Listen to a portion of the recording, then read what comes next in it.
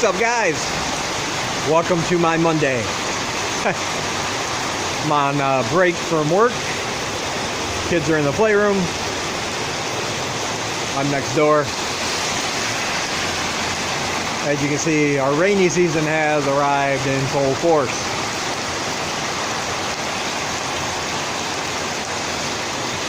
Well, it was coming down really good during class. Very loud.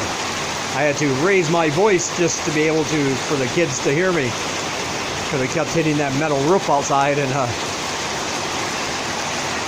that makes a heck of a noise. Believe it or not, it has slowed down some, but not a lot.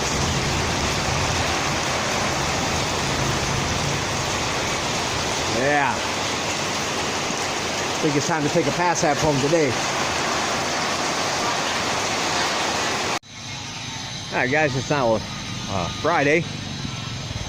It's been a few days since I recorded that first clip. But as you can see, the sky, still rainy season. Just not raining right now. Although I suspect that's going to change real soon. The other night, walking back from downtown, there was this dog. And as you know, you might have seen me in some of my videos. Whenever I pass a dog, I always try to get its attention. I like dogs. Well, this one, that was no issue. Very friendly, well-mannered, came right up when I called him. Let me pet him on the head, wagging his tail, licking my hand. And then he followed us from downtown all the way back to our apartment. About another, from where we were, probably another 15-minute walk across some very busy streets. But now the problem is, this was a few days ago, and you can look and see the pictures on my Facebook page. The link is down below if you want. But the thing is, now we cannot get rid of him. He is still there. He follows us wherever we go. Now, occasionally, a couple times we've been out, he refuses to stay put if we're going. And of course, we can't keep him in the room, obviously, because he's got to use the bathroom and things like that. But he'll just disappear. I don't know where he goes. He gets ahead of us a little bit. He's off sniffing things, doing his thing. And just when I think, okay, that problem is solved, he is gone. We don't have to worry about him. As soon as we get home, he's upstairs on our floor in the common area underneath a big wooden bench, sleeping. And then he trots up to the door when he sees us unlock it, or hears us unlock it. Like right now, I have no idea where he is. He followed us to a certain point, and now I don't see him. But I'm fairly certain he'll either show up at the school, because he did follow us all the way up to the school one time, or he'll be back at home when I'm finished this afternoon. But here's the thing, I'm trying to get a hold of some people to see if I can check to see if he has a chip.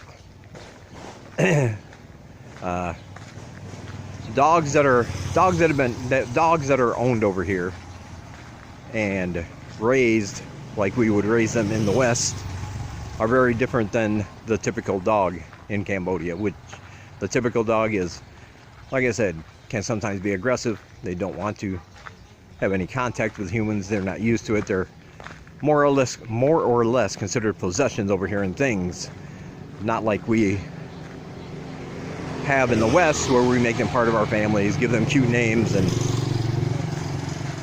all that good stuff. They're free to roam wild here. And so most of the time, no matter how friendly you're trying to be, they're simply disinterested in humans. They just don't care. They don't want you to pet them, get near them, nothing like that. They'll look at you with suspicion, because they do get kicked and hit a lot here. if they're in the way. So they're not open to humans is what I'm saying. They're not like we consider our pets back in the West. But this one is, which is why I think he might have been owned. And if he was owned perhaps by a Western person, perhaps they had the foresight to microchip him. So I'm waiting to hear back on a couple places I contacted to see if I can come in and have them scan him for free to see if he has a chip, maybe find his owner. No look on the pages so far, on the Facebook groups. But I know two things. First, I can't keep him there. I can't. We already have a dog, and even though they sort of get along, the apartment dog that we've had there since I've been there, he growls at him. He growls at, he's jealous. He doesn't want anything to do with him. But they're fine. They don't get into big, huge fights, but the new one always is curious and wants to go up to him and see what he is about, but the bigger one will not let him. However, landlord said no, we can't. He doesn't want another dog, doesn't want him in the apartments. He's happy with the one he's got, so I can't keep him. So I got to think of something to do fast, because I certainly don't want to just drop him off in a remote area, take off by a tuk-tuk, and leave him on his own. That's not good. But anyway, that's my dog story. He's still around here somewhere,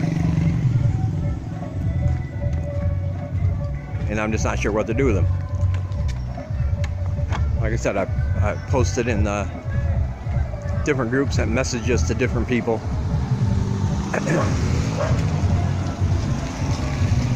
But the other thing is, when I don't like him following us for the same reason I don't like the other dog following us, because the dogs here have no common sense.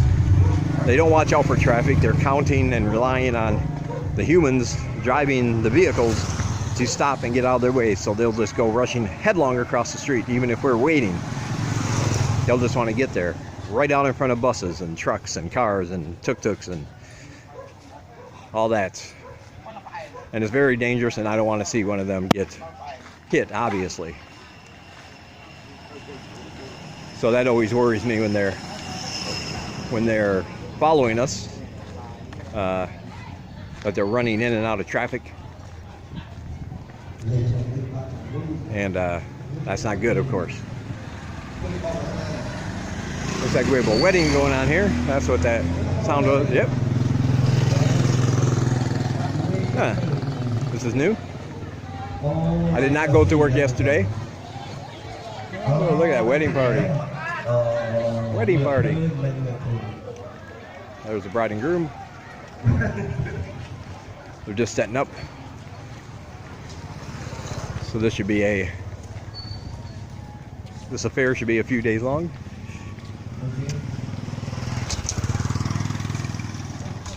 Yesterday I was sick. Well, not sick. I had a sore throat. Couldn't really talk. I'm trying to trying to take it easy in my voice even now. Still a little scratchy, almost like I was trying to catch a cold, except the only symptom I had was a sore throat. Very scratchy. Couldn't stop coughing. So I didn't go to work yesterday. Didn't go to school. But today is Friday and I wanted to go back. Hopefully it'll be one of the days when the kids will be too tired to cause too many problems and I don't have to yell too much. I can just do my lesson and then go home. Hopefully. Fingers crossed.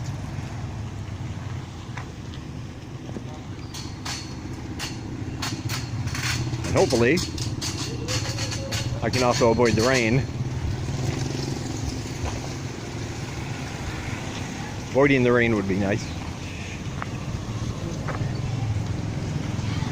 Little bakery over there. I don't know if I've ever showed you that. There's a little bakery.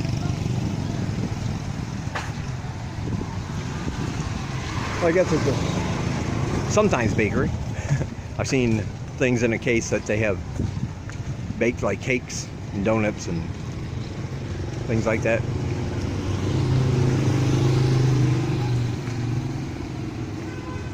And here's a perfect example. I'll show you what I mean about safety when you're walking here in Siem Reap, especially at night. This would be very bad. You see how they have the grates, and then over here the big section is missing, a big hole. And what they use to warn people about it is they just put a branch in there or something they find on the ground, just some sticks. And like I said, which is fine during the day, but at night if you were just walking along, it's going to be dark. If you're not paying attention, that could be very dangerous. So a word of warning when you come over here. You do have to watch your step.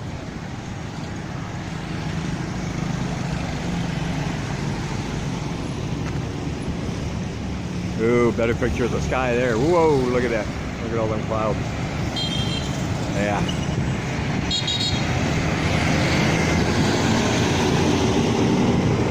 I do believe it's going to rain. Let's get across this traffic here.